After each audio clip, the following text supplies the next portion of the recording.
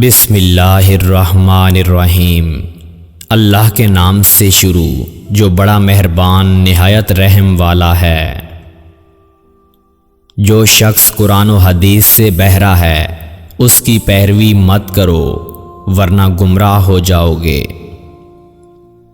آگ بے شک ان لوگوں کے لیے عذاب ہے جو خدا کو نہیں پہچانتے، لیکن جو خدا شناس ہیں وہ آگ کے لیے عذاب ہوں گے۔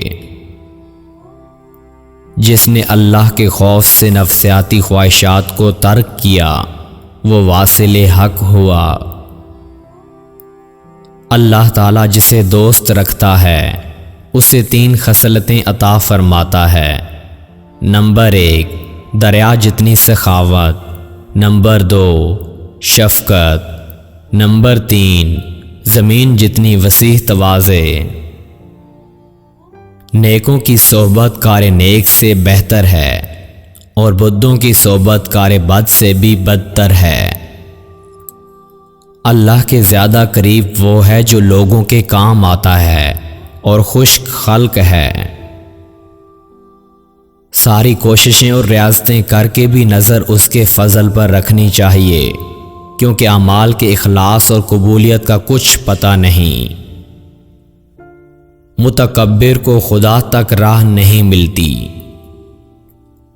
اگر ساری عمر مجھ سے ایک کلمہ خیر بھی حق کے لیے نکل جائے تو پھر کوئی خوف نہیں۔ یاد رکھو تمہارا گناہ تمہیں اتنا نقصان نہیں پہنچائے گا جتنا کہ تمہارا کسی مسلمان کو ذلیل کرنا۔ خدا سے غفلت عذاب دوزخ کا باعث ہوگی۔ میں اپنے اوضاع کو عبادت میں مشغول رکھتا تھا۔ جب ایک سست پڑتا تھا تو میں دوسرے سے کام لیتا تھا، یہاں تک کہ میں بایزید بن گیا۔ آسائش کا دروازہ اپنے اوپر بلند کرنا اور محنت کے زانوں کے نیچے سر رکھنا تصوف ہے۔ اگر اللہ کا قرب حاصل کرنا چاہتے ہو تو اندھے بہرے اور گونگے بن جاؤ، یعنی حرام پر نظر مت ڈالو، غیبت اور بری بات نہ سنو، برا کلمہ اور غیبت منہ سے مت نکالو۔